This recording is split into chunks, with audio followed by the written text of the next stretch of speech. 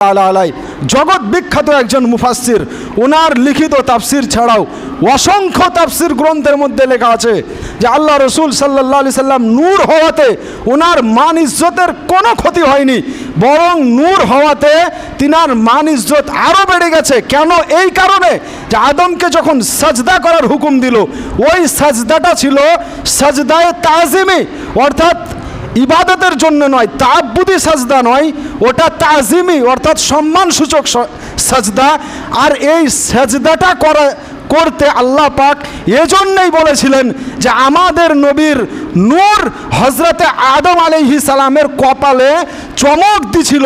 এজন্যই আল্লাহ পাক আমাদের নবীর রেসপেক্টের কারণে, আমাদের নবীর তাজিমের কারণে, আমাদের নবীর সম্মানার্থে, আমাদের নবীর সম্মানকে রেসপেক্ট আরো বাড়ানোর জন্য আল্লাহ পাক বললেন উসজুদু লি আদম, তোমরা আদমকে সাজদা করো। কেন?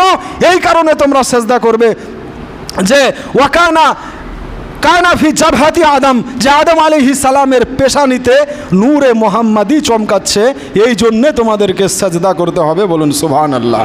তো এটা আদম আলাইহিস সালাম মাটির তৈরি, ফেরেশতারা নূরের তৈরি, এজন্য সাজদা করতে বলেননি। আল্লাহ রাব্বুল আলামিন সাজদা এজন্যে করতে বলেছেন যে আদম আলাইহিস সালামের পেশানিতে আল্লাহ রাব্বুল আলামিন নূরে মুহাম্মাদিকে রেখেছিলেন।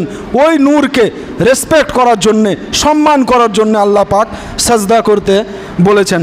এছাড়াও নবী করিম সাল্লাল্লাহু আলাইহি ওয়াসাল্লাম